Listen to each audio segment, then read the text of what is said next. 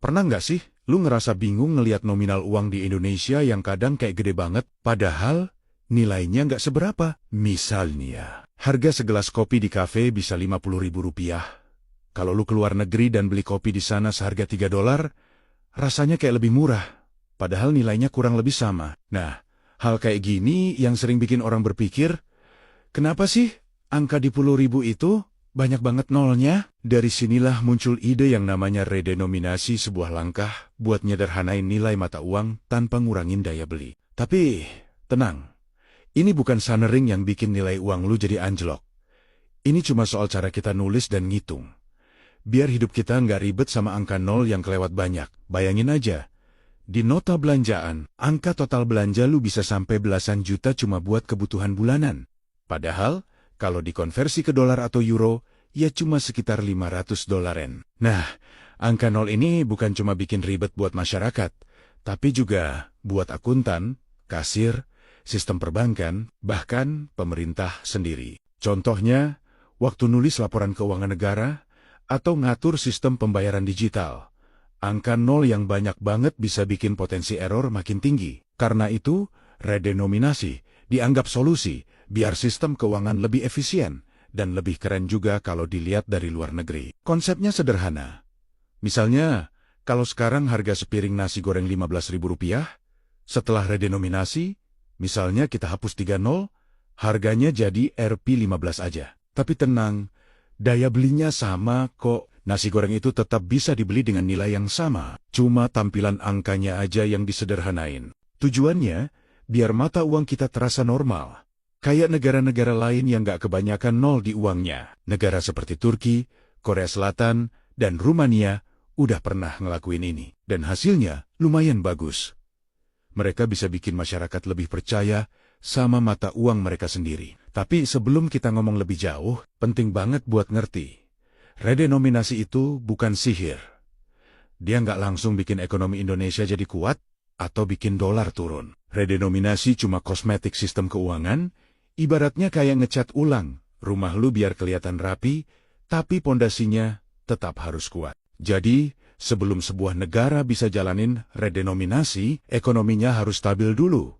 Inflasi rendah, pertumbuhan ekonomi bagus, dan rakyatnya punya kepercayaan tinggi sama pemerintah. Kalau enggak, bukannya makin rapi, malah bisa bikin panik massal. Sekarang, coba kita lihat sejarahnya. Indonesia sebenarnya udah punya rencana buat redenominasi dari dulu. Tahun 2010, Bank Indonesia udah sempat bahas ini, dan bahkan sempat ada wacana buat mulai sosialisasi. Tapi waktu itu kondisinya belum ideal. Inflasi masih agak tinggi, dan masyarakat belum tentu ngerti bedanya antara redenominasi dan sanering. Nah, sanering itu beda banget bro. Sanering artinya nilai uang lu dikurangin. Misalnya, uang Rp1.000 jadi cuma bernilai Rp100. Daya belinya turun. Sementara redenominasi nggak ngubah daya beli. Cuma ngilangin nol biar lebih simpel. Bedanya kayak potong rambut sama botakin kepala. Sama-sama potong, tapi hasilnya beda jauh. Buat ngebayangin lebih gampang, gua kasih contoh nyata. Negara kayak Turki dulu punya masalah yang mirip banget sama Indonesia. Di awal tahun 2000-an, $1 Amerika nilainya bisa sampai 1 juta lira Turki.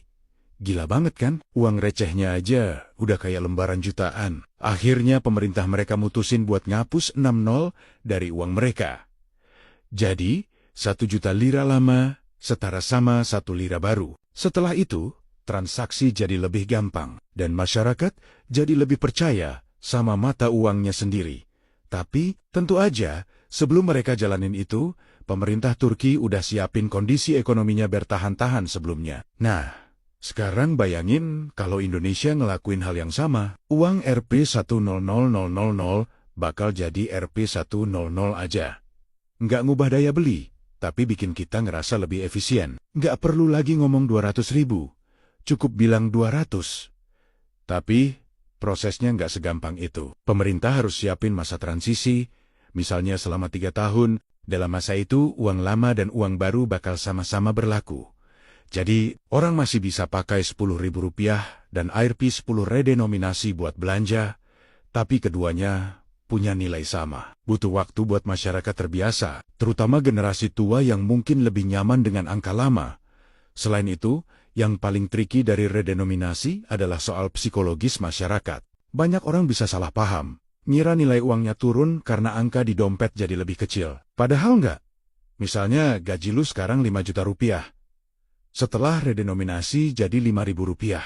Tapi harga-harga barang juga ikut disesuaikan, jadi tetap imbang. Nah, kalau masyarakat nggak paham konsep ini, bisa timbul kepanikan. Orang bisa buru-buru narik uang, beli barang, atau bahkan mikir pemerintah mau ngurangin nilai uang.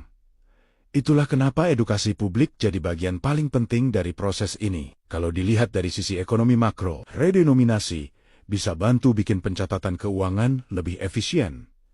Bayangin aja, sistem akuntansi negara, sistem perbankan, dan transaksi digital, semua disederhanain. Misalnya, waktu bikin laporan keuangan, angka-angka besar yang biasanya miliaran, bisa disingkat jadi ribuan aja.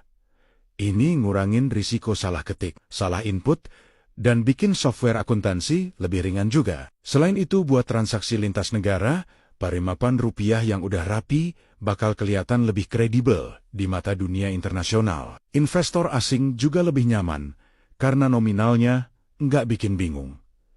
Tapi tentu aja, ada juga sisi negatifnya. Proses redenominasi butuh biaya besar. Pemerintah harus cetak uang baru, ubah sistem kasir, mesin ATM, aplikasi keuangan, dan bahkan sistem pajak. Belum lagi biaya edukasi masyarakat lewat kampanye publik, media, dan pelatihan. Negara harus siap keluar biaya ratusan miliar rupiah buat memastikan semuanya berjalan lancar. Makanya banyak ekonom bilang redenominasi bukan prioritas kalau ekonomi belum kuat. Tapi kalau dilakukan di waktu yang tepat, efek jangka panjangnya bisa positif banget. Sekarang kita bahas soal negara-negara lain yang gagal dalam redenominasi. Salah satu contoh paling terkenal adalah Zimbabwe. Negara ini ngalamin hiperinflasi parah banget. Bayangin aja, harga sepotong roti bisa berubah dari $10 jadi $10 juta. Dalam waktu seminggu, mereka ngapus nol dari mata uang berkali-kali. Tapi karena ekonomi dasarnya hancur, nilainya tetap anjlok. Itu contoh bahwa redenominasi nggak bisa nyembuhin masalah ekonomi kalau fondasinya nggak stabil. Sama kayak ngasih bedak ke luka parah, kelihatan bersih di luar, tapi di dalamnya tetap infeksi. Sebaliknya Korea Selatan termasuk negara yang sukses. Mereka ngelakuin redenominasi setelah ekonominya stabil dan kuat. Tujuannya bukan buat nyelamatin ekonomi, tapi buat efisiensi dan simbol kemajuan. Mereka juga lakukan sosialisasi besar-besaran, biar masyarakat ngerti dan percaya. Sekarang, mata uang won Korea bisa bersaing dengan mata uang negara maju lain secara psikologis dan praktis. Ini bukti bahwa kalau dilakukan di saat yang tepat, redenominasi bisa jadi langkah strategis buat memperkuat citra ekonomi nasional. Nah, kalau Indonesia nanti beneran jalanin redenominasi, mungkin efeknya bakal terasa secara bertahap. Tahun pertama, masyarakat butuh adaptasi. Toko-toko dan perusahaan harus nyesuaiin sistem kasir dan harga. Tahun kedua, uang lama mulai dikurangi dari peredaran. Tahun ketiga, uang baru jadi satu-satunya alat pembayaran resmi. Tapi dampak paling penting justru di sisi psikologis, orang bakal ngerasa bakal rupiah lebih setara sama mata uang asing. Bayangin, lu beli HP, harga 10 juta sekarang, nanti cuma 10.000 rupiah redenominasi.